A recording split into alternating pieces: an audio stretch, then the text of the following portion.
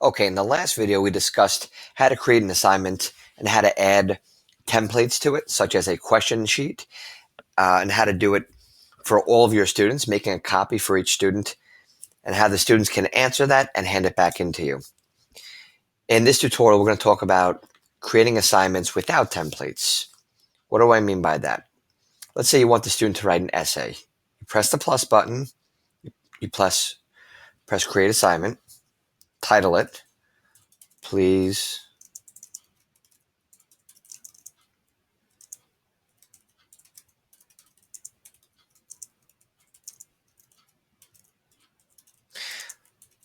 write a 5-paragraph essay on ancient Rome.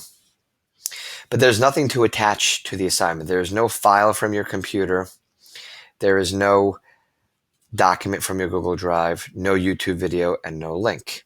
You can still give a due date. Let's say we'll give this due date February 11th at 1 in the morning because we're vampires. And you only want to assign it to the one class. Now, when you press assign, there's no document that your student's going to get to edit and turn in.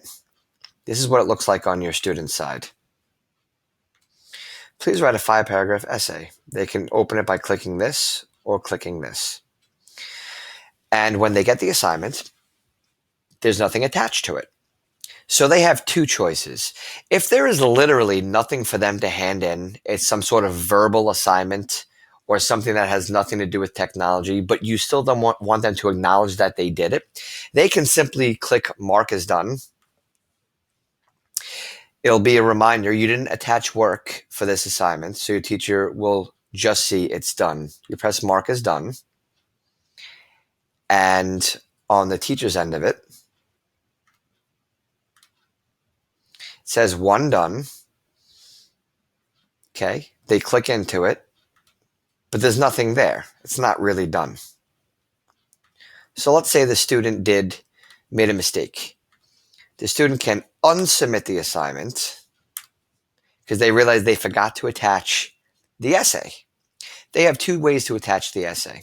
Let's say they wrote the essay already. It's in their Google Drive. They go to press the add button. They go to their Google Drive. There it is, the essay. They add it. It takes a second for it to attach. And now they press turn in.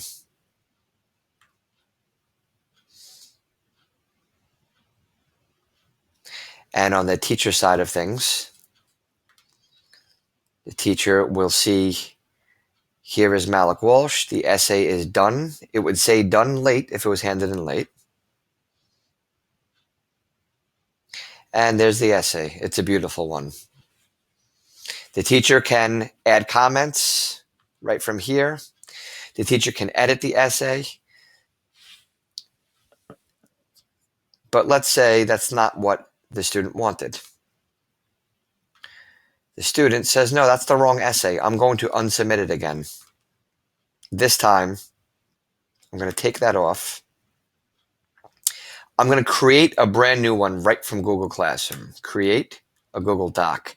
This is great because Google Classroom automatically names the Google Doc, the name of the assignment, and the student's name. So the name of this doc is, please write a 5-paragraph essay on ancient Rome, Malik Walsh. Creates a document right there for them. They can write a much, much better essay than the last one.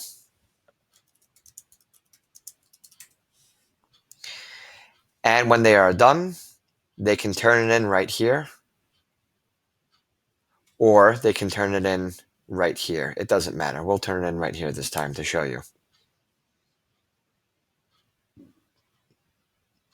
Turn in.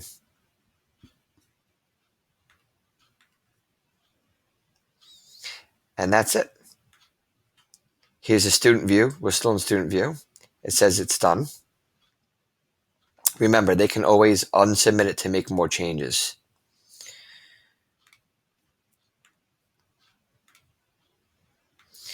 Now, speaking of unsubmitting it to make more changes, If the student unsubmits it after the due date to make more changes, it will say resubmitted here. That's very important for you to know, because a big problem that teachers have is they're worried about the technology making it easier for students to cheat, for example. So as long as the assignment is handed in before the due date, it will say done.